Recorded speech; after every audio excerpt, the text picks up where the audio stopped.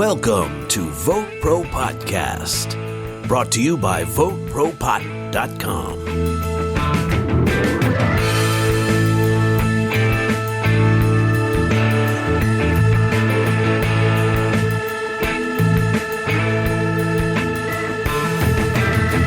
I'm very pleased to have with me today Madison Margolin, who is a well-known cannabis journalist, I guess you could say. She also writes about Judaism and spirituality and a whole lot of things as they relate to cannabis. Madison, thanks for being here. How are you doing? I'm good. How are you? Great. Thanks for having me call on. I read a lot of stuff, of course. We do news and so forth. Your name kept coming up. I've seen you in everything from Rolling Stone and Playboy and High Times and Mary Jane, just about everywhere that writes about cannabis. So tell me a little bit about first of all, how you got into journalism and how did you get into writing about cannabis? Yeah, so I really kind of got into journalism by accident. I always thought I was going to go to law school, and I decided after kind of taking the LSAT or signing up for the LSAT, which is the law school admissions test, multiple times and then not even showing up to the test. I was so anxious I couldn't bring myself to do it that I just started applying to other graduate school programs. So I got into Columbia Journalism School, and I said, great, that's my ticket to New York, I'm going. And I didn't really know what I was getting myself into at all. I just knew that I liked writing and I wanted to be in New York. So as far as the cannabis beat, I also didn't really have any intention of getting into cannabis. My dad is a criminal defense lawyer, so he has specialized in defending marijuana clients who were busted for weed. So I kind of grew up in the cannabis space, mainly, learning about it from a criminal justice point of view and watching California first legalize medical marijuana and then, attempt to legalize adult use in 2010 with Prop 19 and then eventually in 2016 with Prop 64. So when I was in journalism, story to my magazine professor, New York's medical marijuana program, because it was something new and different. I ended up selling that story to the Village Voice after I graduated, and they asked me to be their cannabis writer and cover the rollout of New York's medical marijuana program. So this was in 2015, and the program officially launched in 2016. So I was really talking to all the legislators and cannabis industry people in New York as everyone was kind of gearing up for the program to launch. After I finished working at the Village Voice, I decided that I wanted to start freelancing and kind of cover more nationally based stories and focus a little bit more on California. So that's kind of how I got to where I am right now. Well, so let me get this straight. A story you wrote while you were in school was purchased by the Village Voice? Yeah, well, I pitched it to them. I said, I have this story. I think you'll be interested, and they took it. Wow, overachiever much? Well, they encourage you at the journalism school. They do encourage you to pitch your stories that you're writing as a student to publications. Still, to have your first story picked up by the Village Voice, great. Well, yeah, your dad was a criminal defense attorney, and he was representing a lot of, I guess, people who've been busted for simple possession or... Yeah, he still is. I mean, to a lesser extent, because the laws have changed, but he's been in practice since 1967, basically defending everyone from, low-level dealers and kids caught with a couple ounces, little baggies or up to a couple ounces or whatever, and also growers and, dispensaries and stuff like that. So your dad, I guess your dad inspired you then to kind of take that path. Yeah, I mean, I really always saw cannabis as like a social justice issue. And, when I was a kid, or more so when I was in high school or college, I would work at my dad's office and I was meeting his clients, and a lot of them were kids my age. Wow.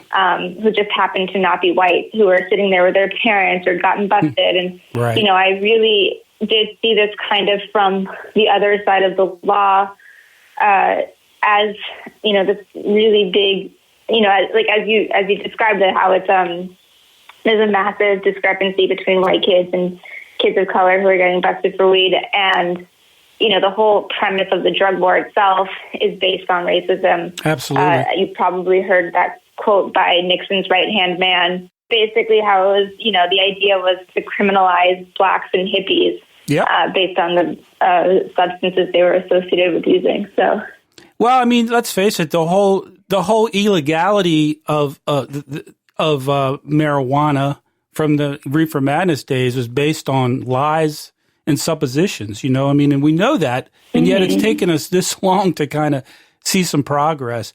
And you also write a lot about Judaism and spirituality, and I think that's really fascinating. So talk about that a little bit. Yeah, so I'm Jewish, and another thing sort of inspired by my dad is that he went to India in the 70s, and his guru is the same guru who Ram Dass, who wrote Be Here Now, kind of spent time with.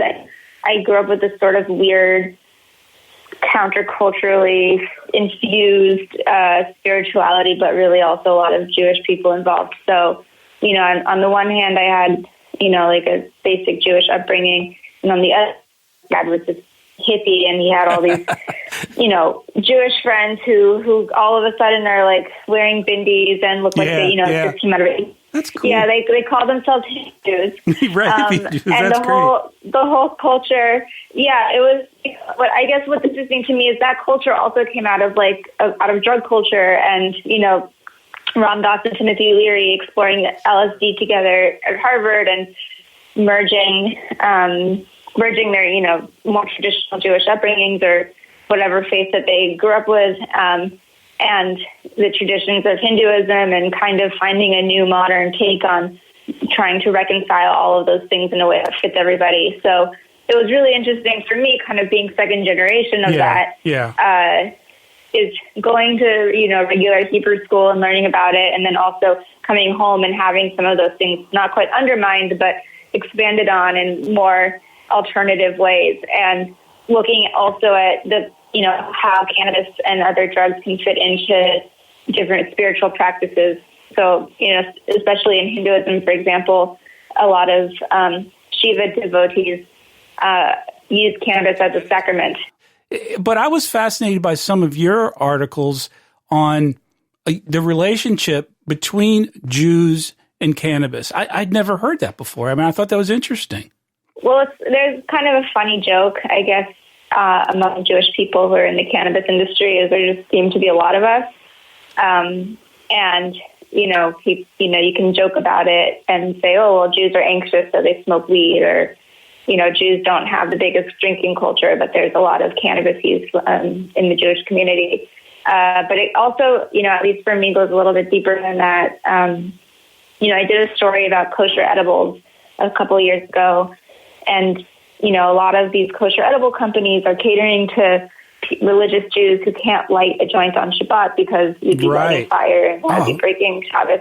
That's interesting. Yeah. But I also realized that it helped. I don't have any issue myself with lighting a joint on Shabbos because I'm not that observant. But it does help me get into Shabbos mode, as I call it, and unwind from the week. And you can use.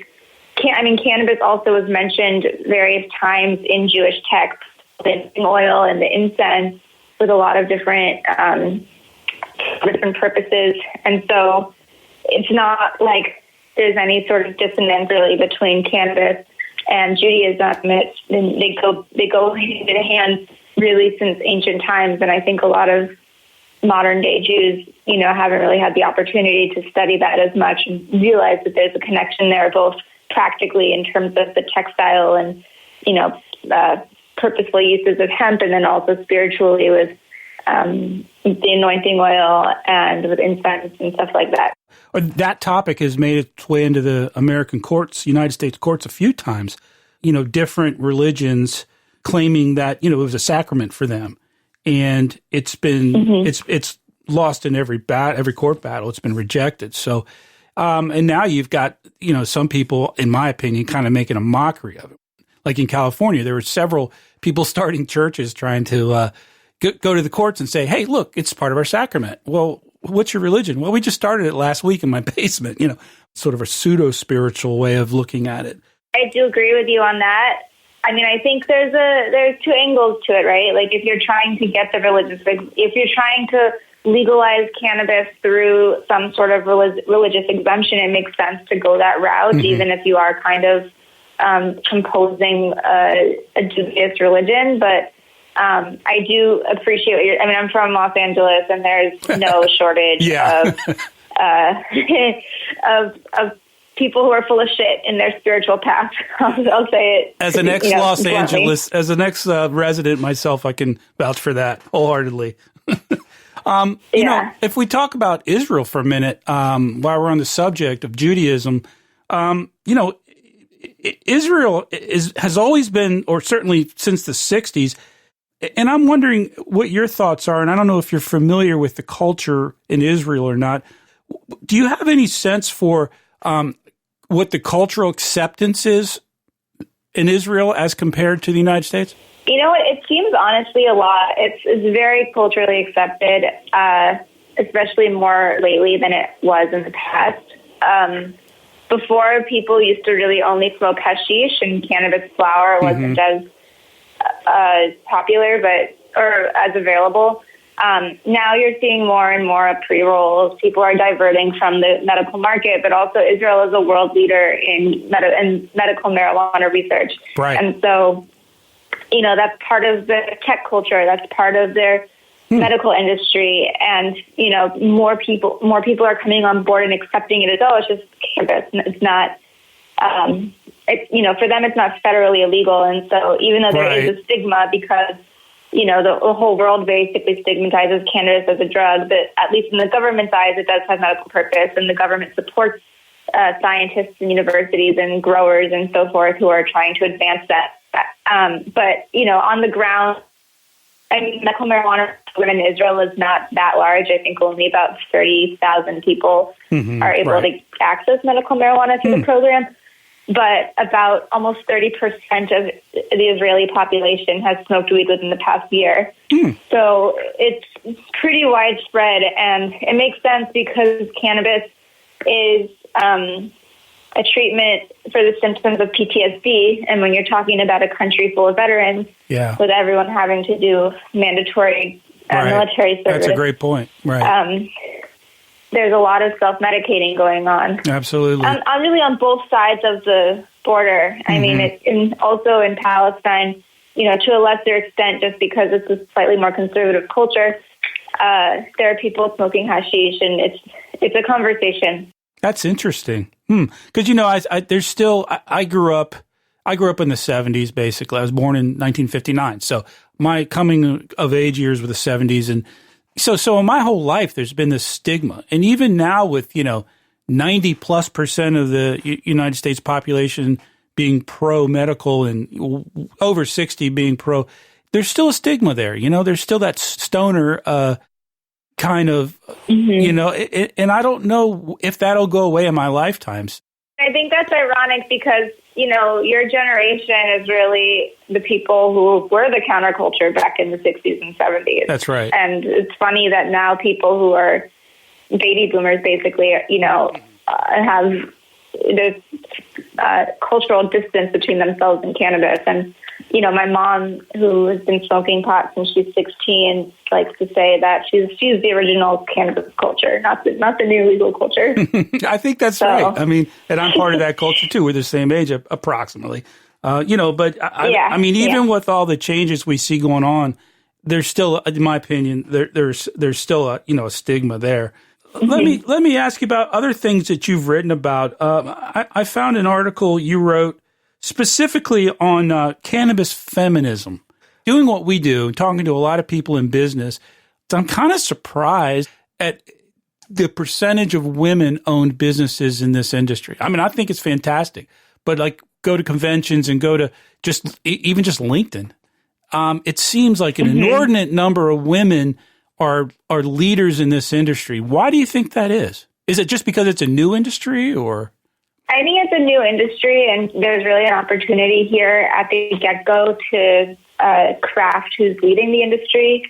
And so, I mean, actually, the number of women in cannabis has gone down. Before, I think it was around 36% of female executives, and now it's down to 27%. And don't quote me. I think I could have my numbers off a little bit, but the point is that as it becomes more mainstream and more people, or specifically more regular white dudes enter the industry and get excited about the green rush, it makes it more difficult. Easy on the white dudes, please. Yeah. It makes it more difficult for women and people of color to really stand out as leaders. And so there are programs, there are social equity programs in certain cities that prioritize licensed applicants from areas that have been impacted by the war on drugs or who come from families of color. And one thing is that people are positioning cannabis as a lifestyle and wellness product and the kind of thing that you buy for your household or you find in your medicine cabinet or the topical. And a lot of that branding is geared toward women or made by women for women. And, there's also a sector of the industry that targets, period products or stuff like that. And so by finding these female-specific ways to talk about cannabis, it allows more women to feel comfortable in the industry. Well, you talk about the percentage has gone down, but how much of that is the white guy thing, and how much is it that big business is starting to get involved? Because as legality spreads, and certainly as Canada's looking at total federal legality now, you're seeing these really big businesses get in, and there's kind of segueing into a similar topic. That's bothering a lot of the small business folks, women or otherwise, because you're seeing even the politics of it.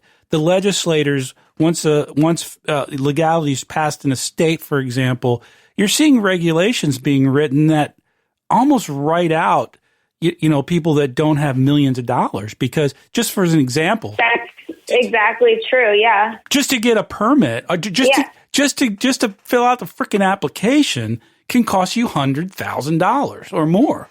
And they say you might need $500,000 to $1 million bond to start a grow operation just to prove that you have the cash in case the feds come in and close you down. So how much of it is how much do you see that as an issue? Big business coming and taking over? I think that's a huge issue. And I think, honestly, I wish I could say I had more hope that the industry is going in another direction, but the way the regulations are written is such that I don't see it. Legal, regulated cannabis favors people who are already well capitalized, and the people who are already well capitalized and able to compete tend to be it's the traditional demographic of the same people who are leading every other industry in America. That's right. I was going to say it's a symbiotic relationship between the legislators, the politicians, and big business. It's just there. It's just part of the American culture. And I'm not sure cannabis has always been looked at as it started to become legal, in California and Washington, Oregon, and moving across. And, you think of it as a small business kind of thing, a little colony of, hipsters who are doing this thing and making business. And now I see that it's sad to me to see these conglomerates coming in and literally investing $1 billion in a company that's, Canada to start making fucking drinks, Pepsi or something with THC in it. I mean, it's sad to see it go that way, but I think that's what we're going to see, like it or not. I mean, the thing is, on one hand, it's a testament, it's a testament to how successful cannabis has been and entering the mainstream. But, a question that I have is, why can't the mainstream come to cannabis? Why does cannabis have to be the thing that conforms to just regular American capitalism? Why can't we try to sort of retain the culture and the ethos of what the plant is about and hope, try to start more of a cultural revolution? And I know that sounds really maybe optimistic and naive, but idealistic. When there's nothing wrong with being idealistic, Madison. That's a cool thing. That's a positive thing. There's a quote that was like, your kids are smoking pot if they all of a sudden start caring about the environment and social issues. And great. And I would like to think that that's what kind of can really characterize the ethos and the character, of the cannabis industry. But it seems like rather, that's not necessarily always at the forefront of what people care about. And it seems a little bit, it's ironic to me because that's not the vibe that you feel when you're actually high. Yeah, and then again, there are a lot of people who are entering the industry who don't want to get high and aren't into getting high. No, that's true. You see that how CBD is such a big deal because it won't get you high. Right. Well, I think you're right about the, cannabis, marijuana kind of is, it's a natural thing. So it's always kind of had that persona, you know what I mean? And that leads back to the spirituality and all that. But that I think is changing is that, with the big businesses, like we said, but also it's not flower anymore. I mean, you're seeing more and more of this percentage of sales are edibles and, other extracts. And I think that's going to change the culture of cannabis a lot too. You're not even really conceptualizing your cannabis as, this bud or this flower that grows from the ground, but now it's, more akin to like any other sort of vape. Yeah, exactly. Especially as the pharmaceutical companies come in and start extracting all the compounds and putting them back together in pill form. But anyway, that's a topic for another day. I don't want to keep you too long. Let me ask you this question. Where do you get your ideas? You're very prolific. You write a lot. I don't know. I'm running out of ideas. I was going to say, might have to change topics. I really try to pursue what I'm interested in. I mean, some things are just natural news items, and I'm not really a news writer. I prefer to cover the news in the form of a feature that can have a little bit more bandwidth and doesn't, the story doesn't expire after a day. No. It's something that really like gets into the meat of the issues. And so you can take a really simple news item like the Farm Bill passed, and do a meatier story on what is the meaning of that and what are the implications for cannabis, for CBD, for the hemp industry, do people, for marketing, branding, stuff like that. So I really just try to look at the way cannabis touches other industries and other aspects of society. And that's usually where I find my story ideas. And people come to me a lot and they pitch me. And it's sort of a symbiotic relationship between the ideas that come up endogenously in my own head and the ones that end up in my inbox from people. Well, I've really enjoyed your work, and you do write more of a, like you said, more of a cultural style than a news style, which means your articles are more evergreen. I can read an article you wrote 3 years ago, and it's pertinent to today. So congratulations on that. That's great. Thank you. Tell people how they can find you. If somebody wanted to send you an idea for an article or wanted to find your work, what's the best place to find you? Yeah, I am on all of the platforms. You can message me on Twitter, and my Twitter handle is Margolin Madison. That's Margolin Madison. Instagram, it's Madison Margolin, my first and last name. And then my website is MadisonMargolin.com. Madison, I really do appreciate your time, and I enjoy your stuff. I read all of it, and stay in touch, and let's, maybe we'll catch up again in a couple months when you have a cool article out. Yeah, I'd love that. If you would do that, I would really appreciate it. Love to get your insights on stuff. Thank you for taking the time to be with us. Yeah, definitely. I'd love to keep up the conversation. Thank you for having me on.